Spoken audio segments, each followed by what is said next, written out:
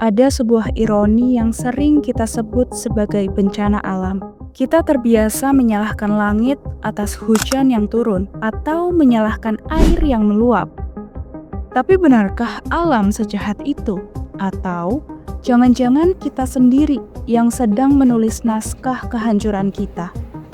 Aceh dan Sumatera tidak sedang dihukum oleh hujan. Mereka sedang memberikan kesaksian tentang apa yang terjadi ketika benteng terakhir kita, hutan, dianggap tak lebih dari sekedar tumpukan kayu yang bisa diuangkan. Mari kita bicara data.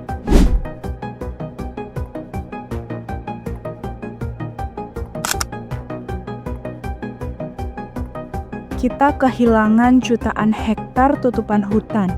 Di Sumatera, angka ini bukan sekedar statistik di atas kertas. Ini adalah hilangnya daya serap tanah. Padahal, 1 hektar hutan tropis mampu menahan ribuan kubik air hujan.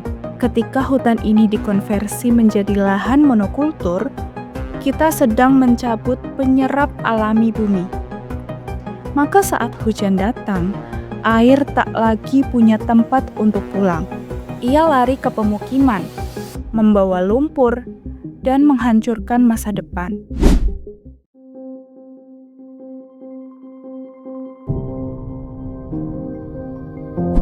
Banjir di Aceh dan Sumatera adalah konsekuensi logis dari ekologi yang dikhianati. Mungkin kita merasa aman di balik tembok beton kota besar. Tapi iklim tidak mengenal batas administratif. Hilangnya keanekaragaman hayati bukan cuma soal hilangnya harimau Sumatera, tapi soal hilangnya sistem pendukung kehidupan kita semua. Kenaikan suhu yang kita keluhkan setiap hari, hingga banjir bandang yang makin tak terduga, itu semua adalah garis lurus dari setiap pohon yang tumbang.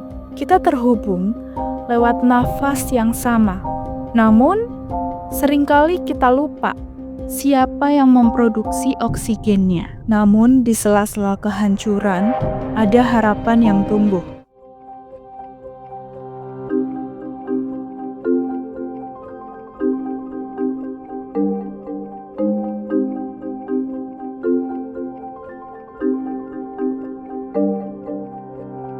Anak muda, masyarakat tidak menunggu instruksi untuk bergerak. Iya, bersama-sama. Mereka tahu menjaga hutan adalah menjaga nyawa. Mereka adalah bukti bahwa keberanian tidak butuh panggung besar. Ia hanya butuh hati nurani.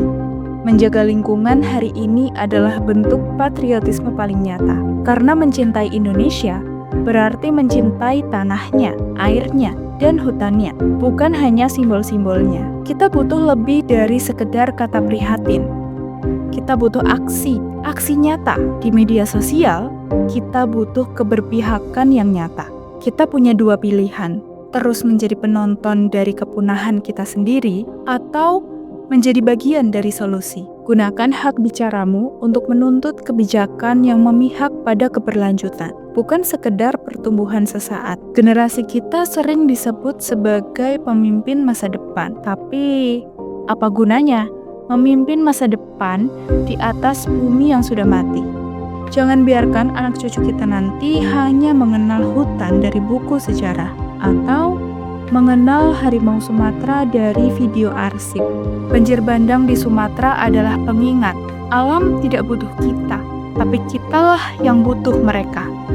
Sebelum air benar-benar menenggelamkan harapan kita, mari berhenti berperang melawan alam, karena dalam perang melawan alam, manusia tidak akan pernah menang.